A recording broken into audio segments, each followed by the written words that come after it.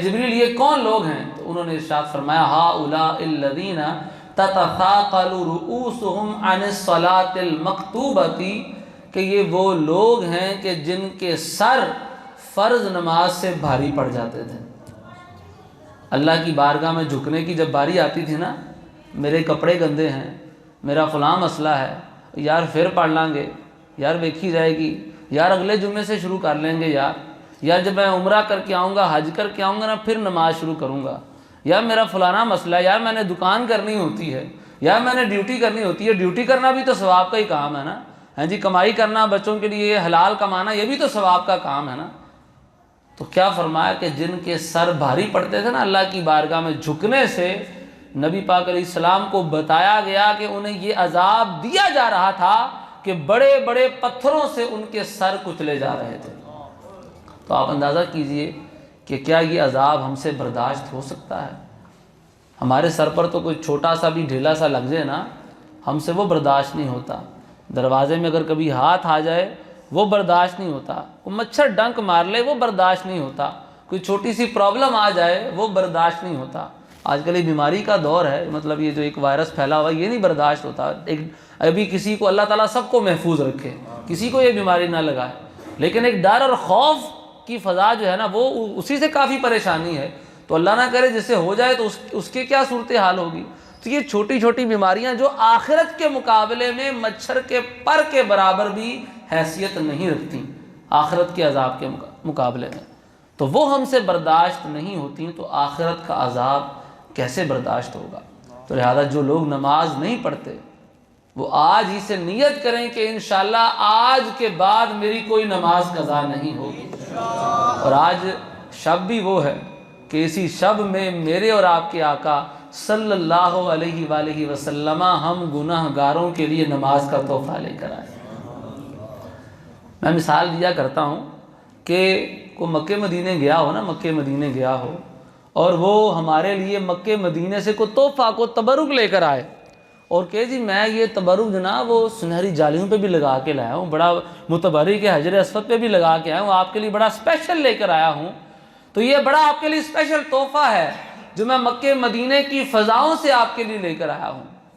اور وہ تحفہ آپ کو پیش کرے اور آپ اس تحفے کو یوں پس پشت ڈال دیں، اس کے دل پر کیا بیتے گی، اس کے دل پر کیا وہ ایک کیسی کیفیت طاری ہوگی۔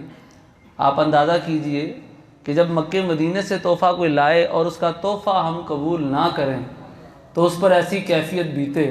تو جو میرے اور آپ کے آقا صلی اللہ علیہ وآلہ وسلم نماز کا تحفہ رب کی بارگاہ سے لے کر آئے، رب کی بارگاہ سے نماز کا تحفہ ہم گناہ گاروں کے لیے، اور روایات کے مطابق 9 چکر لگا کر لے کر آئے، 50 تھیں، 45، 40، پھر حتیٰ کہ 5 نمازیں ہوئیں، وہ 5 نمازیں ہمیں تحفتاً دی گئیں اور کہا گیا کہ آپ کی امت نمازیں تو 5 پڑھے گی لیکن ثواب انہیں اللہ 50 کا عطا فرمائے گا۔ اتنا بڑا تحفہ ہمارے لیے جو آیا ہو اور ہم اس تحفے کو پس پشت ڈال دیں تو نبی پاک علیہ الصلاۃ والسلام کو کیا اس سے جو ہے وہ غم نہ پہنچتا ہوگا، اذیت نہ پہنچتی ہوگی۔ تو اس لیے میری اپنے مسلمان بھائیوں سے یہ گزارش ہے کہ آج کی اس شب یہ پکی نیت کر لیں کہ دنیا ادھر کی ادھر ہو جائے، انشاءاللہ عز و جل میری کوئی نماز قضا نہیں ہوگی۔ اور جس طرح یہ آج کل وائرس ہے، کہا جاتا ہے، جو ہم نے سنی ہیں باتیں کہ بھئی کہا جاتا ہے بار بار ہاتھ دھوئیں، یہ وائرس ناک میں چلا جاتا ہے، گلے میں چلا جاتا ہے، کلی کریں، غرغرہ کریں، ناک میں پانی ڈالیں۔ تو اگر دیکھا جائے تو ہماری نماز کا جو وضو ہے ان میں سب یہ باتیں موجود ہیں۔ جب آپ نماز کا وضو کریں گے آپ کلی بھی کریں گے، غرغرہ کرنا بھی سنت ہے آپ وہ بھی کریں گے، آپ ناک میں بھی پانی چڑھائیں گے، اور جب آپ نماز کے لیے بار بار وضو کریں گے تو آپ ایک طہارت میں رہیں گے، پاکیزہ رہیں گے۔ تو یہی کہا جاتا ہے کہ جراثیم کی وجہ سے یہ وائرس اور بیماریاں پھیلتی ہیں، تو جب انشاءاللہ جو نمازی بندہ ہوگا وہ پاک صاف اور ستھرا رہے گا، اور ہر نماز کے لیے اگر وضو ہوگا بھی تو نور علی نور، نور پہ نور کرنے کے لیے وضو دوبارہ کرے گا، تو اللہ کی رحمت سے امید ہے کہ ظاہری اسباب کے مطابق بھی اسے بیماری نہیں پہنچے گی انشاءاللہ۔ ہاں جی، تو یہ ظاہری اسباب بھی ہمارے دین اسلام کے جو احکامات ہیں الحمدللہ طہارت اور پاکیزگی پر مشتمل ہیں۔ تو جو نماز پڑھے گا اس کے لیے وضو کرے گا، طہارت کو اپنائے گا، گندگی سے ناپاکی سے اپنے جسم کو اپنے آپ کو محفوظ رکھے گا، تو انشاءاللہ رب کی رحمت سے امید ہے کہ اللہ اس کی بڑی بیماریاں دور فرما دے گا۔ تو لہذا اس لیے نماز کی عادت بنائیں تو کہ نماز پڑھنے میں بے انتہا ثواب۔ ان الصلاۃ تنہا عن الفحشاء والمنکر، فرمایا کہ نماز ایک ایسی چیز ہے کہ جو بندہ نماز کا عادی ہوتا ہے یہ نماز اسے بے حیائی اور بری باتوں سے روک دیتی ہے۔ جو صحیح طریقے سے اللہ کی بارگاہ میں سر بسجود ہوتا ہے یہ نماز اسے بے حیائی اور بری باتوں سے روکتی ہے۔ تو لہذا مساجد کو آج کل تو خصوصاً آباد رکھیں، نمازیں پڑھیں، اور اس دور میں ویسے ہی توبہ استغفار کریں۔ یعنی اگر ایسا کوئی عذاب، ایسی کوئی وبائی امراض عذاب کی صورت میں ہم پر آ جاتی ہے اور لوگ ایک وبا میں مبتلا ہیں تو مسلمان کو اس موقع پر استغفار کرنا چاہیے، رب سے بخشش مانگنی چاہیے، اور بخشش مانگنے کا بہترین ذریعہ اللہ کی بارگاہ میں نماز پڑھتے ہوئے سر بسجود ہونا ہے۔ نماز پڑھیں، پانچوں نمازیں پڑھیں، پانچوں نمازوں کے بعد اللہ کی بارگاہ میں توبہ استغفار کریں۔ اللہ کی رحمت سے بڑی امید ہے کہ اللہ اس مرض سے ہمیں محفوظ فرمائے گا، ہر وبا سے انشاءاللہ رب محفوظ رکھے گا اور اپنی رحمتوں کے سائے عطا فرمائے گا۔ تو نیت فرما لیں سارے کے سارے کہ انشاءاللہ اگر پہلے جو نمازیں چھوٹی ہیں اس کی قضا کریں گے انشاءاللہ، اور نیت کرتے ہیں کہ آج کے بعد میری کوئی نماز قضا نہیں ہوگی انشاءاللہ۔ مسجدوں کو انشاءاللہ آباد رکھیں گے، انشاءاللہ نمازیں پانچوں انشاءاللہ ادا کریں گے۔ نبی پاک علیہ السلام فرماتے ہیں کہ پھر میں ایسی قوم کے پاس سے گزرا کہ جن کے اگلی سائڈ پر کچھ چیتھڑے وغیرہ لٹکے ہوئے تھے، ان کے پیچھے بھی چیتھڑے موجود تھے، اور وہ جانوروں کی طرح چکر لگا رہے تھے، جانوروں کی طرح چکر لگا رہے تھے، اور جہنم کا تھوہڑ اور جو جہنم کا ایک پیپ اور وہاں کا جو کھانا ہے وہ کھا رہے تھے۔ تو میں نے جبریل سے پوچھا، جبریل یہ کون لوگ ہیں؟ تو فرمایا ہؤلاء الذین لا یؤدون زکاۃ اموالہم، یہ وہ لوگ ہیں جو اپنے مالوں کی زکوٰۃ ادا نہیں کرتے۔ کئی لوگ ہیں ہمارے ہاں جو اپنے مالوں کی زکوٰۃ نہیں دیتے۔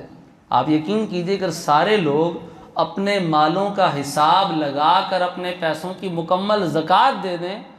تو ہمارے ہاں یہ غربت ویسے ہی ختم ہو جائے،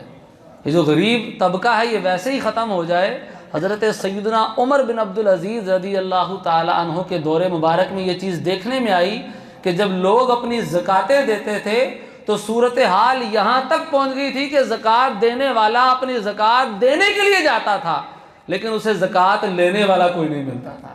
جو ملتا تھا وہ کہتا تھا یار میں نے بھی زکوٰۃ دینی ہے، میرے سے زکوٰۃ لے لو۔ تو یہ صورتحال بن سکتی ہے اگر تمام مسلمان اپنے مالوں کی صحیح زکوٰۃ کا حساب لگا کے اسے ادا کریں۔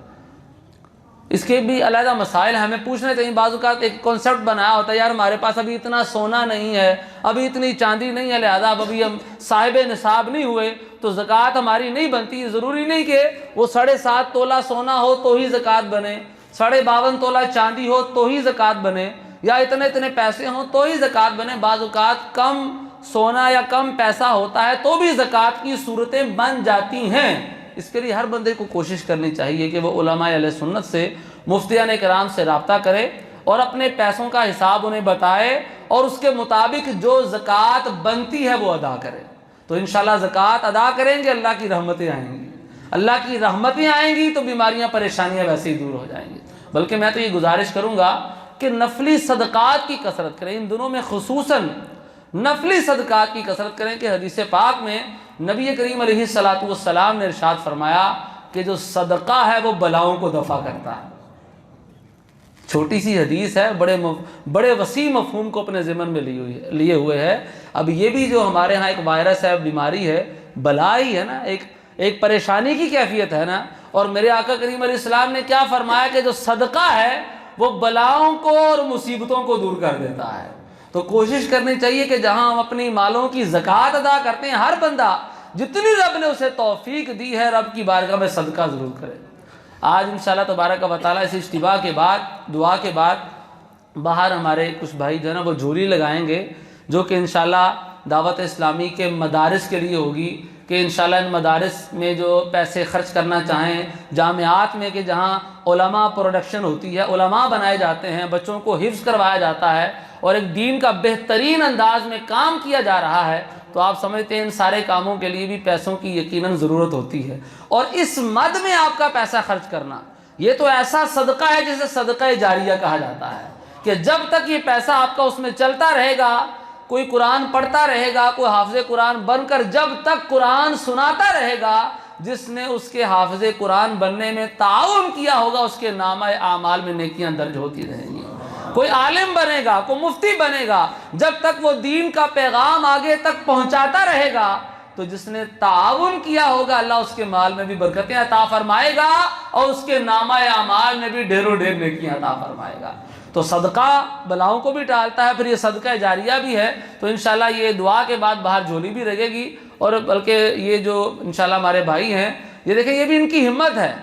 یہ بھی ان کی ہمت ہے، بھی آپ اور میری طرح ہی ہے، لیکن دین کے لیے یہ ایک بار کھڑے ہوں گے اور آپ سے دین کے لیے سوال کریں گے۔ اپنی ذات کے لیے نہیں مانگا جائے گا، دین کے لیے مانگا جائے گا، تو ان کے لیے بھی ایک کار ثواب ہے، اور جو دیں گے اللہ انہیں بھی ڈھیروں ڈھیر اجر و ثواب عطا فرمائے گا۔ تو انشاءاللہ ابھی بھی ہوگا، اور انشاءاللہ یہ پروگرام کریں گے کہ ہر جمعہ کو بعد نماز جمعہ ہمارے اس مسجد کے باہر جھولی لگے گی۔ تو اس موسم میں اور اس ماحول میں ہمیں زیادہ صدقہ و خیرات کرنے کی ضرورت ہے کہ انشاءاللہ جتنا صدقہ و خیرات زیادہ کریں گے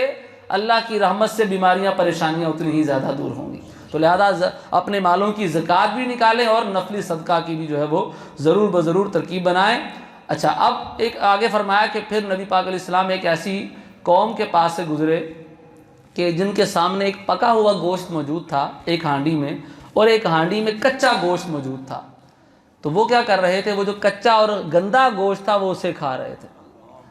اور جو پکا ہوا گوشت تھا اسے چھوڑ رہے تھے۔ جبریل امین علیہ السلام نے فرمایا کہ یہ وہ شخص ہے آپ کی امت کا کہ جس کے پاس ایک حلال بیوی تھی، لیکن وہ حلال بیوی سے اپنی خواہش پوری نہیں کرتا تھا، حرام کی طرف جاتا تھا۔ اور